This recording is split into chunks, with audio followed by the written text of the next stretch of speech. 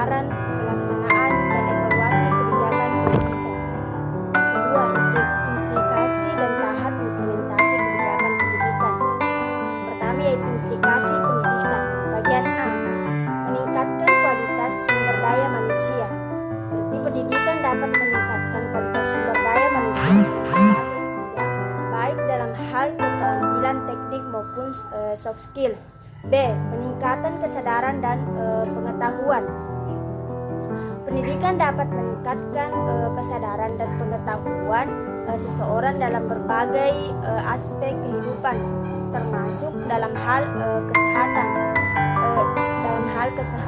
lingkungan sosial dan politik. C, meningkatkan kesejahteraan.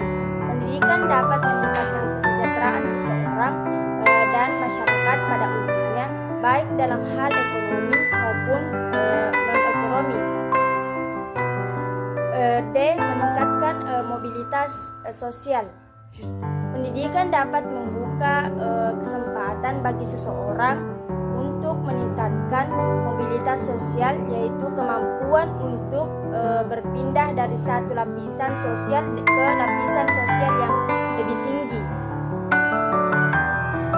Kedua, tahap implementasi pendidikan, yaitu A, perencanaan. Tahap ini melibatkan perencanaan strategis, yaitu merumuskan tujuan, sasaran, dan langkah-langkah untuk mencapai tujuan pendidikan yang diinginkan. B, pelaksanaan. Tahap ini melibatkan pelaksanaan rencana pendidikan yang telah disusun, termasuk dalam hal menyusun kurikulum, pengelolaan tenaga pendidik, dan kegiatan pembelajaran, serta menyediakan fasilitas dan sumber daya yang diperlukan. C, evaluasi. Tahap ini melibatkan evaluasi terhadap hasil pendidikan yang telah dilakukan, termasuk dalam hal memperbaiki dan meningkatkan kualitas pendidikan yang diberikan. D, pemantauan. Tahap ini melibatkan pemantauan terhadap proses dan hasil pendidikan yang dilakukan dengan tujuan untuk memastikan bahwa pendidikan yang diberikan telah sesuai dengan standar yang telah ditetapkan. Tiga, yaitu model implementasi kebijakan pendidikan. Pertama, model top down. Model ini di mana kebijakan pendidikan ditetapkan oleh pemerintah atau lembaga pusat dan kemudian diimplementasikan oleh lembaga pendidikan di tingkat lokal seperti sekolah dan perguruan tinggi. Model top down ini cenderung menekankan pada keseragaman implementasi kebijakan dan pengawasan ketat dari pemerintah pusat. Yang kedua yaitu model bottom up. Model ini lebih menekankan pada partisipasi masyarakat dan kelompok-kelompok lokal dalam menentukan kebijakan pendidikan.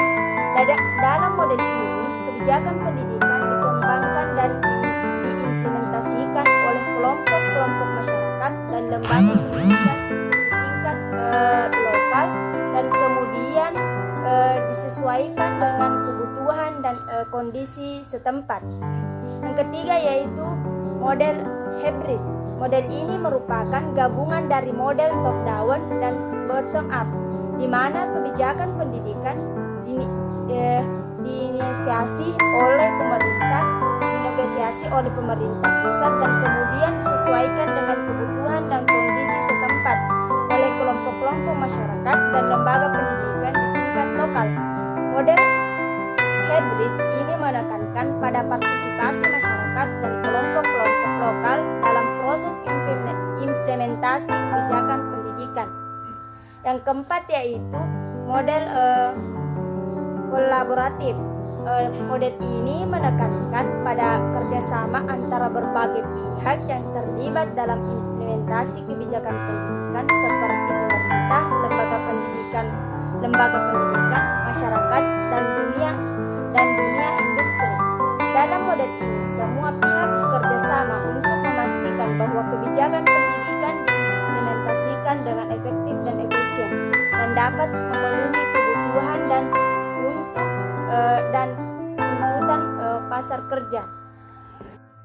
Keempat yaitu pendekatan implementasi implementasi kebijakan pendidikan ada 4, yaitu yang pertama, pendekatan berorientasi pada tujuan. Pendekatan ini menekankan pada pencapaian tujuan yang telah ditetapkan dalam kebijakan pendidikan.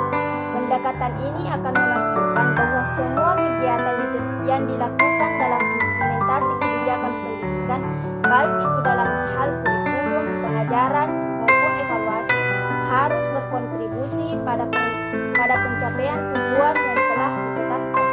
Yang kedua, pendekatan berorientasi pada proses. Pendekatan ini menekankan pada proses implementasi kebijakan pendidikan. Pendekatan ini memfokuskan pada bagaimana kebijakan dapat diimplementasikan secara efektif dan efisien melalui proses pengelolaan yang baik, termasuk dalam hal pengorganisasian, koordinasi, dan monitoring. Ketiga, pendekatan berorientasi pada partisipasi. Pendekatan ini menekankan pada partisipasi masyarakat dan semua pihak yang terlibat dalam implementasi kebijakan pendidikan. Pendekatan ini bertujuan untuk meningkatkan partisipasi masyarakat dalam proses pengambilan keputusan dan pelaksanaan kebijakan pendidikan, sehingga masyarakat merasa memiliki kebijakan pendidikan yang diimplementasikan. Yang keempat, pendekatan berorientasi pada jaringan. Pendekatan ini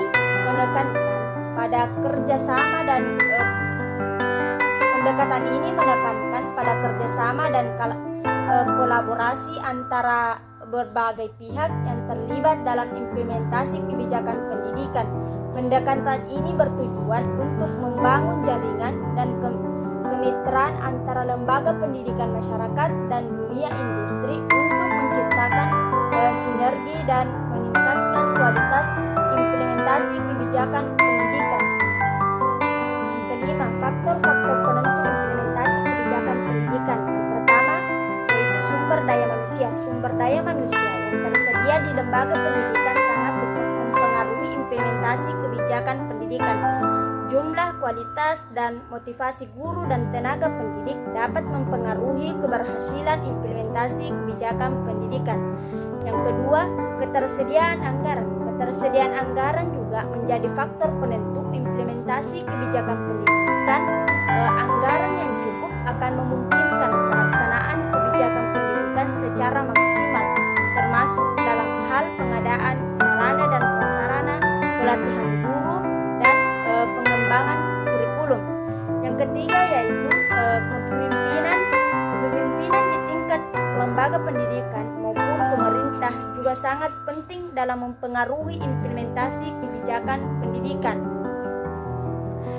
Kepemimpinan yang baik dapat memotivasi dan memberikan dukungan pada tenaga pendidik dan masyarakat untuk melaksanakan kebijakan pendidikan dengan baik.